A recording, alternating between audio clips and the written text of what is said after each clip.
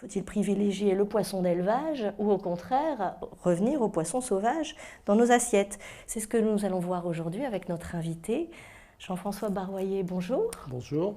Vous êtes chercheur en aquaculture durable au CIRAD de Montpellier et vous étudiez plus particulièrement la façon de recréer un petit écosystème au sein des fermes aquacoles. On verra ensemble à quel point ça peut être important. Jean-François Baroyer, consomme-t-on beaucoup de poissons aujourd'hui dans le monde? Donc en fait, si on compare les productions animales, elles sont très majoritaires par rapport à l'aquaculture. En gros, l'aquaculture, on va dire, pèse seulement 2% des produits agricoles consommés, contre environ 13% pour les productions animales et 85% pour les céréales et les légumes. Autre point, me semble-t-il, important à considérer, au-delà de la quantité, la qualité de ces productions. On peut la décliner, cette qualité, d'une part en matière de conversion alimentaire, c'est-à-dire combien d'aliments il faut donner à ces productions pour obtenir 1 kg de ces différents animaux. Et si on prend ce critère, la production animale la moins intéressante, c'est le bœuf, suivi du porc, et puis la plus intéressante étant le poisson. Donc il faut donner beaucoup d'aliments au bœuf pour avoir un seul kilo de bœuf, et beaucoup moins d'aliments au poisson pour en avoir 1 kilo. Tout à fait. Et on pourrait raisonner de la même manière en matière de surface d'élevage, en matière de quantité d'eau nécessaire, etc. Donc globalement, d'un point de vue, on va dire, impact sur l'environnement, il est beaucoup plus intéressant de produire du poisson ou du poulet que du porc et du bœuf. Ensuite, il faut se poser la question de l'impact sur l'environnement de ces productions. En particulier, il y a deux composés qui sont émis par ces productions, c'est l'azote et le phosphore. Et là aussi, finalement, les productions animales qui vont rejeter le plus de phosphore et d'azote, ça va être le bœuf et ça va être le porc. Tout en bas, on a le poulet, le poisson, et encore plus bas, on va avoir les bivalves, les mollusques, etc. Si on s'intéresse ensuite à notre sujet d'aujourd'hui, la pêche versus l'aquaculture, et qu'on analyse un petit peu ce que vous me posiez comme question, la production de poissons. Eh bien, la pêche, on s'aperçoit que depuis les années 85 environ, on arrive à un plateau dans ce que la pêche peut produire. Et cette pêche, elle va à la fois produire du poisson de consommation, c'est-à-dire qui sera directement mangé par l'homme, mais elle va aussi produire des farines de poisson en utilisant des farines et des huiles, en utilisant les poissons, on va dire, qui sont peu appréciés par le consommateur. Donc il y a eu un certain nombre de mesures qui ont été prises pour protéger les stocks en danger, ceux qu'il était encore possible de protéger. Les techniques de pêche, parallèlement, se sont améliorées, on a été plus efficaces, mais on a demandé aux pêcheurs d'avoir une pêche plus raisonnée et d'avoir ce qu'on appelle une pêche écosystémique, c'est-à-dire prenant en compte la ressource. Dans la mesure où on verra que le poisson d'élevage est nourri en grande partie avec de la farine de poisson, donc des poissons pêchés, eh bien on s'aperçoit que les niveaux maximums de la pêche étant atteints, il est difficilement envisageable de continuer une production aquacole sans trouver des alternatives à l'utilisation de ces farines et ces huiles de poisson. Le poisson de la pêche, on sait qu'il est plus cher que le poisson de l'aquaculture, bien souvent. Donc c'est un critère un peu négatif. Et de fait, quand on regarde ce qui se passe en matière de consommation dans le monde, on a à peu près 50% du poisson consommé dans le monde qui provient de l'aquaculture. Si on regarde ce qui se passe à l'échelle française, on a seulement 12% du poisson consommé qui provient de l'aquaculture. Déficit d'image ? Donc on voit bien qu'effectivement, il y a un problème d'image. Donc en fait, on va avoir intérêt comme consommateur à avoir une proportion d'oméga 3 élevée. Or, ces deux oméga 3 importants ne peuvent pas être synthétisés par d'autres organismes que les microalgues. Donc ça veut dire que pour qu'un consommateur ait des oméga 3, il doit consommer un aliment qui a lui-même, à un moment donné, consommé des microalgues. Donc en fait, on arrive à la notion de chaîne trophique. Ça veut dire quoi? Ça veut dire que si on a une microalgue qui produit ce fameux oméga 3 intéressant, on va avoir des petits organismes qui vont consommer ces microalgues, puis des poissons qui vont consommer ces petits organismes, puis des poissons qui vont manger les poissons, c'est les poissons carnivores, et d'autres poissons carnivores éventuellement qui vont manger eux-mêmes les poissons carnivores. Et puis tout à la fin, il y a l'homme. Donc mieux vaut manger un poisson carnivore qu'un poisson herbivore si je veux avoir beaucoup d'oméga 3. Tout à fait. Est-ce qu'il y a une différence entre le poisson sauvage en termes de quantité d'oméga 3, entre le poisson sauvage, un saumon sauvage, et un saumon d'élevage par exemple? Alors, c'est une bonne question. De fait, ce qui se passe, c'est qu'on va nourrir évidemment un poisson d'aquaculture, et on va le nourrir avec quoi? Avec de la farine et de l'huile de poisson. L'huile de poisson est un concentré d'oméga 3.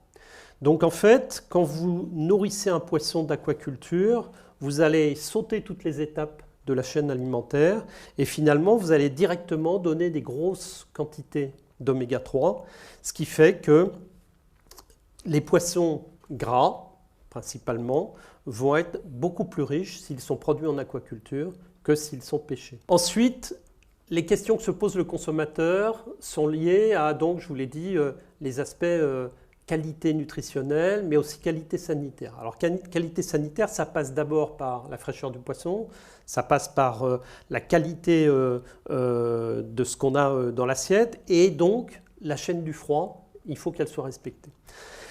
En aquaculture, on a depuis quelques années des normes qui ont été mises en place par les pisciculteurs, en particulier français, qui s'appelle Aquaculture de nos régions et qui garantit que le poisson, entre sa pêche dans sa structure de production et l'étal, il y a maximum 72 heures.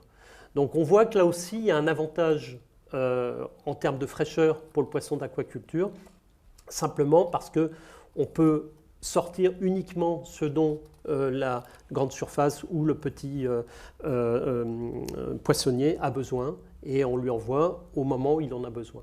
Donc on a quelque chose qui... une garantie de fraîcheur importante.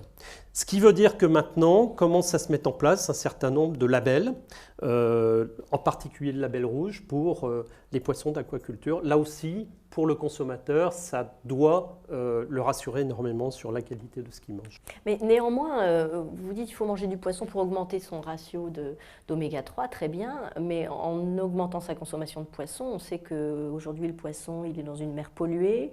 Est-ce que c'est le cas aussi? Est-ce qu'il y a des pollutions dans les fermes aquacoles? C'est-à-dire qu'est-ce qu'en augmentant notre consommation de poisson, et je pense notamment aux femmes enceintes, on n'augmente pas la quantité de polluants qu'on ingère?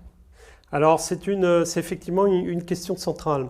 Alors, de fait, on va se retrouver dans une situation où on va être obligé de peser le pour et peser le contre, c'est-à-dire être dans une balance entre les facteurs bénéfiques et les facteurs de risque. Alors, je vous rassure, pour l'instant, Dieu merci, les facteurs de risque sont extrêmement faibles, en particulier parce que les niveaux de pollution sont à l'échelle globale des océans encore raisonnables, même s'ils sont beaucoup trop élevés et qu'il faut tout faire pour que non seulement ça cesse, mais essayer de revenir vers des niveaux encore plus bas. Mais actuellement, entre les niveaux qui prévalent dans les océans et puis les contrôles sanitaires qui sont exercés par les structures ad hoc, eh bien, le risque pour la santé humaine, il est quasiment inexistant, sauf à vouloir manger énormément de poissons. Y compris en ce qui concerne le poisson d'élevage. Alors, si on va un petit peu plus loin par rapport à votre question, je vais vous prendre un premier exemple qui va être ce qui se passe dans le milieu naturel. Donc là, on n'est plus sur le poisson de la pêche et après, on reviendra sur le poisson d'aquaculture. J'ai pris deux exemples. J'ai pris un exemple de pollution, on va dire, qu'on va qualifier d'industrielle ou liée à l'agriculture. On a un certain nombre d'insecticides qui sont utilisés et qui vont par ruissellement passer dans l'eau, que ce soit d'abord l'eau douce et puis ensuite l'eau de mer. Je vous ai parlé tout à l'heure de chaînes trophiques, les petits qui mangent les gros. et avec à chaque fois une concentration de ce que le petit a mangé. Eh bien, pour les polluants, c'est exactement la même chose. On va avoir des animaux, par exemple les filtreurs, qui vont accumuler en filtrant l'eau les polluants. C'est le cas par exemple des mollusques, des moules, des huîtres, etc. Puis ces moules vont être mangés par des crabes, les crabes par des poissons, etc. etc. Et comme je vous l'ai montré tout à l'heure pour les oméga 3, eh bien, de la même manière, le polluant va se concentrer. Et donc, ça veut dire quoi? Ça veut dire que le poisson qui est tout en haut, qui est forcément un poisson carnivore, va être celui qui est le plus susceptible d'être pollué par ces pollutions industrielles. Donc on arrive à un paradoxe où en fait le poisson le plus intéressant à manger pour le consommateur, en termes d'oméga 3, c'est le poisson carnivore. Mais le poisson carnivore, c'est aussi celui qui, entre guillemets, a le plus de chances, c'est pas une chance, mais d'être éventuellement contaminé. Donc, excusez-moi, j'en reviens à ma question du poisson d'élevage. Oui. Le poisson d'élevage qui n'est pas confronté, j'imagine que l'eau est une eau qui arrive dénuée de pesticides agricoles, par exemple. Finalement, j'ai plus raison de manger du poisson d'élevage que du poisson sauvage. Là, j'ai mes oméga 3 et j'ai peut-être moins de polluants. Tout à fait. Alors, il est clair que une pisciculture, pour s'installer, va forcément devoir choisir des endroits où la qualité d'eau est propre à ce type d'activité, et puis va être contrôlée de manière de plus en plus contrainte par les services publics et les services vétérinaires, et des services comme l'AFSA, etc. Ce qui veut dire qu'effectivement, en aucun cas, vous ne pouvez, je parle dans les pays du Nord, concevoir une installation ou la pérennisation d'une production aquacole dans une zone contaminée. Un autre élément qui peut inquiéter le consommateur, ce sont les aspects santé, les aspects sanitaires. Donc un poisson, il est comme tout animal ou comme toute plante, il est susceptible de contracter des maladies. Par le passé, on a eu une aquaculture qui avait tendance à essayer de prévenir les maladies en essayant d'utiliser des doses importantes d'antibiotiques. Bon. Ça a largement contribué à inquiéter le consommateur, et ça l'a d'autant plus inquiété que sont apparus des phénomènes d'antibiorésistance, à proximité notamment des aquacultures, des productions aquacoles, et que finalement l'AFAO a décrété que le problème des antibiorésistances constituait un des risques les plus importants pour l'humanité, parce qu'on voit bien que dès l'instant où des bactéries vont développer cette résistance aux antibiotiques, eh bien l'homme, quand il va être malade, s'il est malade à cause de ces bactéries, comment on le soigne? Donc effectivement, il faut impérativement limiter au maximum l'antibiorésistance, les phénomènes d'antibiorésistance, et donc l'utilisation des antibiotiques. Alors ensuite, quelles autres solutions peut-on envisager pour moins taper dans les stocks de farine? On en a évoqué... Éviter que l'aquaculture vide les océans, grosso modo. Exactement. Les habitudes alimentaires. Je vous l'ai dit tout à l'heure, le consommateur, qu'est-ce qu'il aime en France, en Europe, dans les pays du Nord en général? Consommer des carnivores. C'est le poisson noble, par excellence. Et donc, alors, les carnivores, saumon, truite, quoi d'autre? Bar, turbo, voilà. Bon, tous les poissons qui ont un prix, malheureusement, et tous les poissons qui ont un impact, puisque par exemple, pour produire un saumon, eh bien, il faut pêcher l'équivalent de 2,5 kg à peu près poissons dans le milieu naturel. 1, 2, 5. Donc vous voyez que très rapidement, on arrive à quelque chose qui n'est pas durable. Donc fort heureusement, il y a eu un certain nombre de recherches qui ont été menées depuis un certain nombre d'années pour essayer de substituer les farines et les huiles de poisson par du végétal. Alors en fait, c'est tout à fait faisable chez certaines espèces. Par exemple, la truite, on peut supprimer quasiment la totalité de la farine de poisson et la remplacer par des farines végétales. Quelle perception par le consommateur? La truite végétarienne, Voilà, on transforme un carnivore en végétarien. Alors, les expérimentations qui ont été faites montrent que l'impact du remplacement de la farine de poisson par des sources végétales impacte extrêmement peu une espèce comme la truite, par exemple. Par contre, on va avoir une vitesse de croissance beaucoup plus faible. Donc, ça veut dire que le temps qu'il va falloir pour produire un poisson de la même taille va être beaucoup plus important. Donc, les coûts vont être beaucoup plus importants.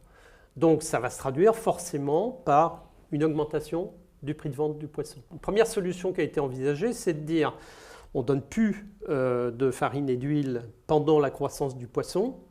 Et puis, est-ce que si on donne de l'huile de poisson le dernier mois ou les 2 derniers mois d'élevage, on va pouvoir remonter le niveau?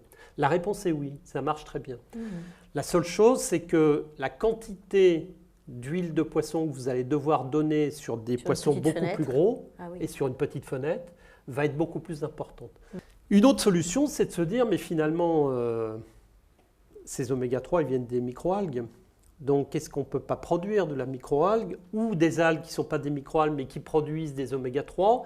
Et les algues, en France, en Europe, dans les pays du Nord, d'une manière générale, on en consomme extrêmement peu, donc on en produit extrêmement peu, sinon pour l'industrie agroalimentaire, sinon pour l'industrie pharmaceutique, etc. Mais en Asie, l'algue, c'est un peu comme le riz ou comme la baguette chez nous. C'est quelque chose qui est consommé quasiment tous les jours. Donc il y a énormément d'algues qui sont travaillées, produites, consommées.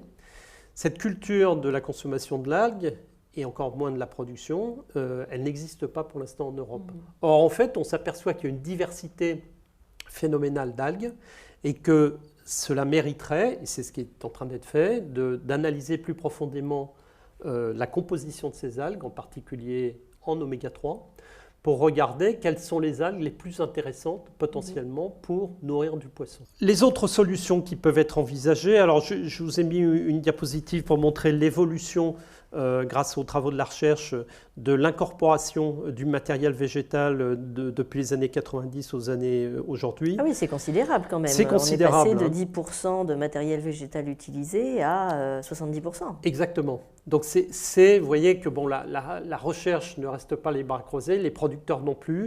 Et il y a vraiment un effort considérable qui a été mis en place et ça marche. Mais il faut probablement aller plus loin puisque la consommation continue d'augmenter avec la démographie.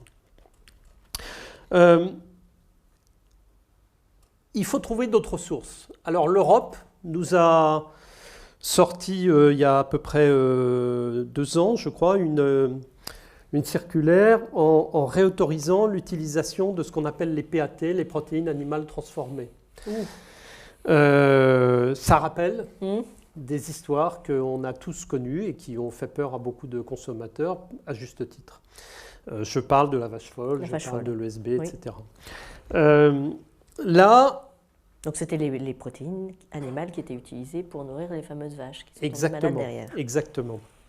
Alors là, des études ont été menées pendant de nombreuses années pour vérifier qu'il était envisageable d'utiliser non pas les ruminants, mais des produits issus du porc et de la volaille, et pas n'importe quel produit, pas des animaux qui sont morts de maladie ou que sais-je, mais les animaux que vous achetez dans votre boucherie ou dans votre grand magasin.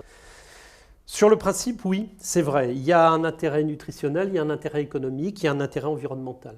Sauf que, eh bien, en Europe, quelques pays d'Europe utilisent déjà les PAT pour l'aquaculture. En France, eh bien, les producteurs considèrent que l'image de marque que ça va donner va encore aggraver les choses. Et donc, les producteurs français ont décidé de ne pas utiliser les PAT et de le faire savoir en le notant dans leur certification ou dans leur cahier des charges. Donc, pour l'instant, en France, il n'y a pas d'utilisation des PAT. Et enfin, une dernière solution extrêmement innovante et intéressante, c'est ce qu'on appelle les systèmes multitrophiques. C'est quoi un système multitrophique? C'est considérer qu'un poisson d'aquaculture, il va entre guillemets gâcher ce qu'on lui donne. C'est-à-dire que quand on lui donne un aliment qui représente 100, eh bien il va prendre 30 pour faire du muscle et il va perdre entre guillemets 70. Donc perdre 70% de ce qu'on donne, c'est totalement inacceptable. Quand ce qu'on donne est prélevé sur des environnements fragiles. Exactement, et d'autant plus qu'effectivement, ces 70, ils vont finir par s'accumuler et polluer. Donc l'idée, elle est très simple, ça consiste à dire, mais finalement, est-ce qu'on ne peut pas associer à la production de poissons en mer, en cage, d'autres productions aquatiques qui vont récupérer ces 70. On ne va pas nourrir ces autres productions puisque l'aliment il est déjà là, il est gâché, donc autant qu'il soit utilisé. Donc en fait, on a une cage. En dessous de la cage, on va mettre des mollusques, ça peut être par exemple des huîtres, ça peut être des moules, ça peut être des animaux qui sont des brouteurs comme les oursins, ça peut être le concombre de mer dans certains pays où c'est très apprécié, qui vont récupérer toute la fraction organique, c'est-à-dire ce qui n'est pas mangé, ce qui est mal digéré ou pas digéré par le poisson.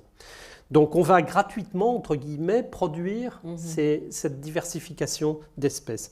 Et puis, un petit peu plus loin, on va mettre des algues. Ces algues, elles vont utiliser ce qu'on appelle la fraction minérale, c'est-à-dire ce qui est dissous dans l'eau. Elles vont extrêmement bien profiter de ces minéraux, proliférer.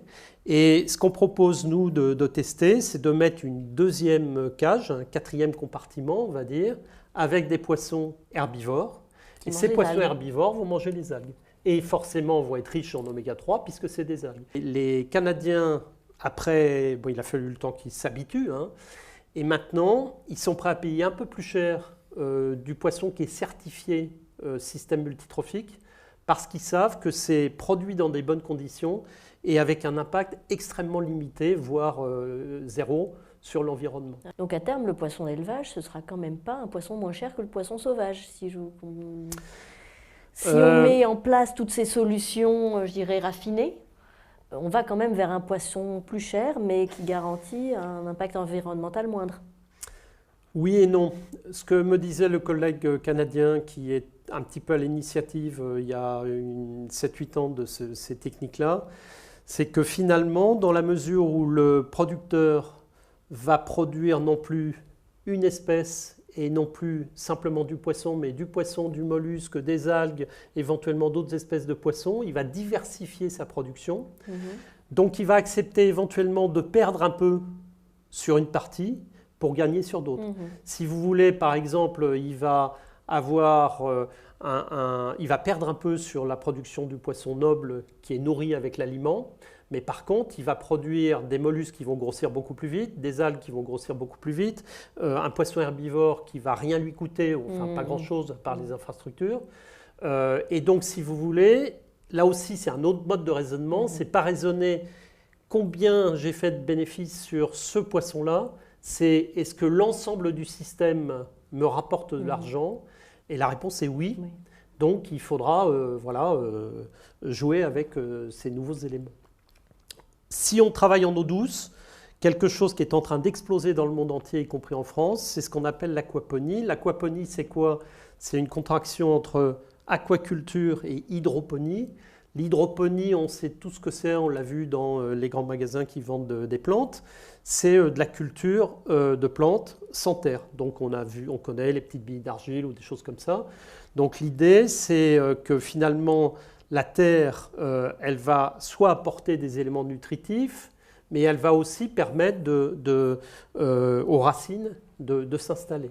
Donc là, l'idée, c'est de donner un substrat inerte et non plus de donner de l'engrais pour faire pousser les plantes, mais de faire recirculer l'eau d'élevage des poissons, qui est donc riche en phosphore et en azote. Et cet azote et phosphore va être exactement ce dont les plantes ont besoin pour pousser. Les plantes vont récupérer ces deux composants, vont donc épurer l'eau, et l'eau va retourner aux poissons. Donc on associe la production de végétaux et la production de poissons. Et là aussi, on a exposé ça au Salon de l'Agriculture il y a quelques années. C'est impressionnant comme les visiteurs, mais dans la seconde, comprenaient comment ça marche. et nous disait mais c'est ça qu'il faut faire. Pour finir, je voudrais dire que le défi, c'est non seulement de nourrir le consommateur français, le consommateur européen, mais le monde entier. Donc c'est bien le thème de cette exposition universelle de Milan, nourrir le monde, nourrir la planète. Et donc on voit bien qu'il faut s'intéresser à toutes les formes de production et pas se limiter uniquement à un poisson carnivore qui est demandé par finalement une proportion finalement pas si importante que ça de la population mondiale. Il faut penser qu'il y a encore actuellement plus de 800 millions de personnes qui sont mal nourries. Donc maintenant, la balle est dans le camp des consommateurs. Tout à fait.